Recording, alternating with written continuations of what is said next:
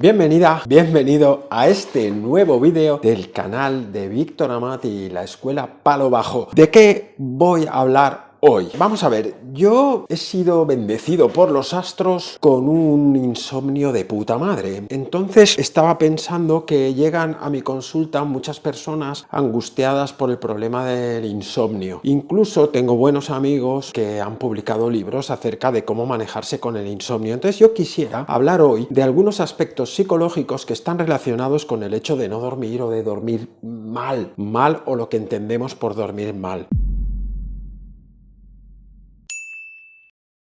Lo primero que hay que entender es que cuando hablamos del insomnio hablamos de un problema universal, es un problema absolutamente común. Significa que hay muchísima gente que está descansando mal, durmiendo mal, etc. Es importante, yo creo, entender el concepto de insomnio y dormir mal, porque como verás a lo largo del vídeo hay muchas creencias relacionadas con eso y es importante que tengamos en cuenta algunas cosas para poder estar mejor con ese problema. Entonces yo me voy a dedicar hoy a hablar sobre todo de los aspectos psicológicos que tienen que ver con eso. Hay muchas posibles causas del insomnio, probablemente hay tantas causas que es muy difícil saber qué es lo que causa realmente el insomnio. Hay causas que están relacionadas, por supuesto, con el descanso propio, con la actividad, con los niveles de ansiedad que pueda tener la persona, con los niveles de estrés o las situaciones de estrés en las que esté sometida la persona, con la alimentación, con, diríamos, trastornos orgánicos o neurológicos, ¿no? Es muy importante que cuando hablamos dentro de los aspectos emocionales o psicológicos hay que, de alguna manera, descartar que haya una patología grave, es decir, que haya algún tipo de trastorno grave que esté causando el insomnio. Este insomnio, por ejemplo, una persona que tenga un brote psicótico, que esté afectada de un momento de crisis psicótica, obviamente pues no va a dormir y va a tener altos niveles de ansiedad y va a tener muchas dificultades para dormir. O si tiene un trastorno bipolar, ¿no? Uno de los indicadores del trastorno bipolar es que la persona no duerme, pero tampoco tiene necesidad de dormir. Entonces ahí es donde es importante a veces consultar profesionales que nos puedan dar una idea sobre lo que sería normal dormir para cada una de las personas. Bien, supongamos que nuestro insomnio, nuestro mal sueño no tiene nada que ver con ninguna enfermedad orgánica. Entonces yo empiezo a descartar cosas. Por ejemplo, podría haber una persona que tenga un trastorno de déficit de atención y las personas que tienen trastornos de déficit de atención, que no es una enfermedad, aunque se llame trastorno, cada vez está menos claro que eso sea una enfermedad. El trastorno de hiperactividad en realidad empieza a explicarse como una neurodivergencia, es decir, un funcionamiento del cerebro un poco diferente a lo común. Y entonces a muchas personas que tenemos esa neurodivergencia, pues igual necesitamos dormir un poco menos, o dormimos un poco menos, o dormimos de manera entrecortada. Si descartáramos todas estas cosas, nos queda el insomnio normal, nos quedaría el insomnio de la persona que tiene miedo a no dormir, que piensa que tiene que descansar, ¿no? Que se angustia por el hecho de que, hostia, llegará la noche y no dormiré, yo necesito dormir X horas. Uno de los agravantes de este problema es, bueno, cuando uno ya empieza a estar preocupado con el miedo a no dormir y empieza a hacer lo que llamo una planificación obsesiva, es decir, cuando empieza a hacer muchas cosas para facilitar el dormir. Pues gente que empieza a lo mejor a descartar cosas, por ejemplo, pues no tomo café desde la mañana, o he dejado el café porque eso,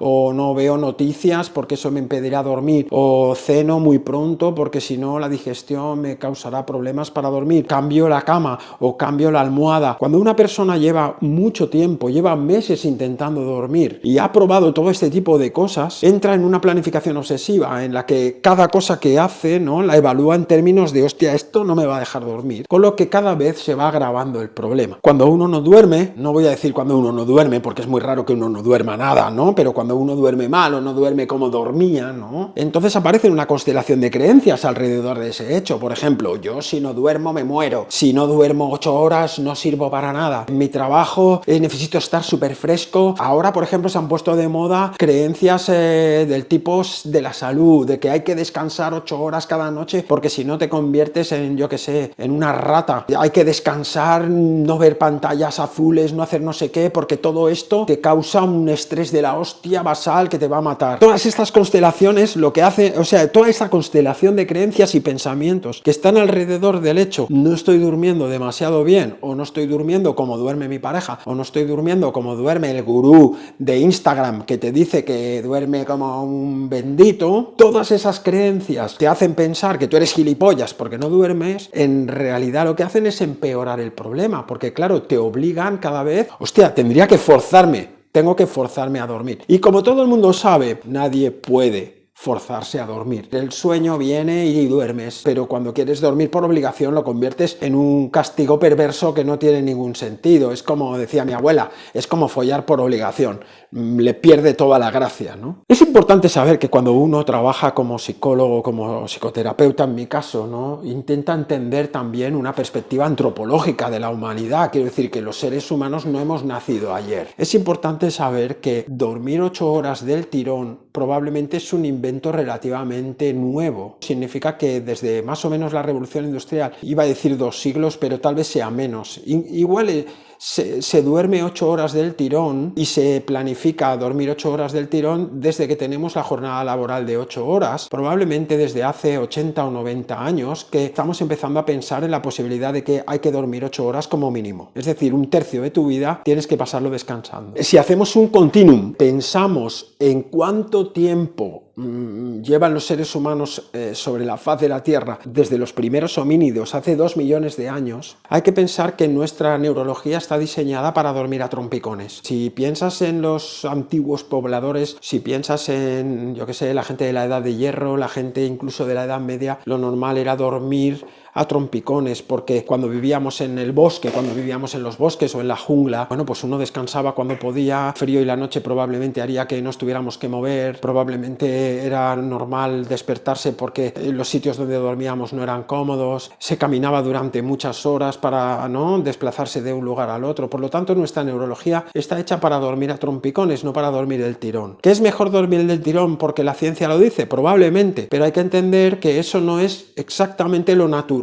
Lo natural es dormir igual de manera más entrecortada. Creo que a veces nos hemos olvidado de eso, ¿no? Cuando las personas estamos, por ejemplo, en situaciones de estrés como una guerra, pues se duerme muy poco. Si uno está en un campo de batalla, pues duerme muy poco o no duerme nada. O si, como mis padres, sufrieron el bombardeo de la ciudad de Barcelona, pues ellos tampoco dormían porque en cualquier momento podía haber un bombardeo que podía derribar el edificio donde vivían. Entonces eso generaba un estado donde se duerme de manera más ligera. Por tanto, es importante también revisar el tipo de pensamientos que tenemos y también pensar que no hace falta dormir 8 horas y que cuando hablamos de dormir 8 horas del tirón estamos hablando de un ideal y también de una media, de un grupo, ¿no? Que sería un grupo más o menos de lo normal. Sin embargo, podría haber personas que durmiendo 5 o 6 horas estén estupendamente, como puede haber personas que duerman 10 horas y estén cansados. Esto es muy importante también, aprender a reconocerse a uno mismo y decir, bueno, a ver, ¿en qué categoría estoy yo? En mi caso, empezaba el vídeo diciendo que yo he sido bendecido con un mal sueño, pues siempre he dormido pocas horas, no he necesitado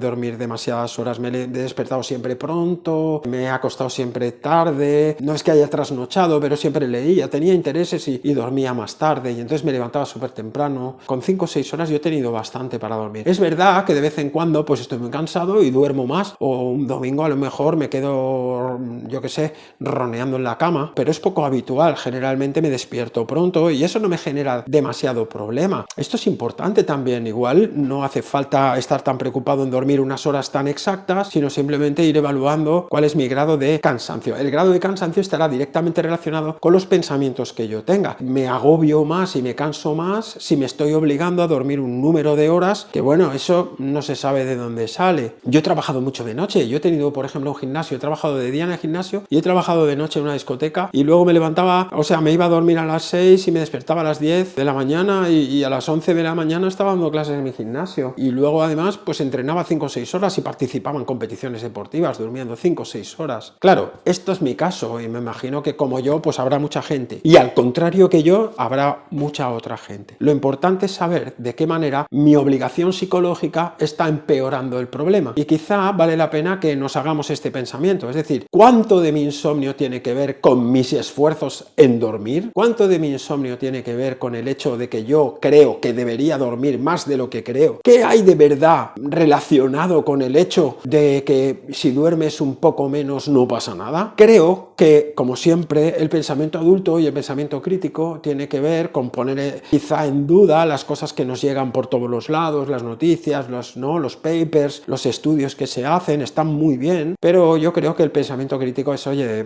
pero a mí esto cómo me sienta y cómo tengo que hacer. Sobre todo si estás sufriendo insomnio, si lo estás pasando mal con esto, plantéate qué grado de relevancia en mi sufrimiento tienen todos los pensamientos que tengo alrededor del hecho de dormir menos de lo que alguien debería. Si te ha gustado este vídeo, si piensas que mis pensamientos pueden ayudarte a este punto de reflexión crítica que hace que la gente de mi comunidad y la gente que sigue la Escuela Palo Bajo funcionemos un poco diferente que el resto de los mortales, si te ha gustado, suscríbete al canal, recomiéndame, compárteme y nos vemos muy pronto en próximos vídeos hablando de otras cosas. ¡Hasta pronto!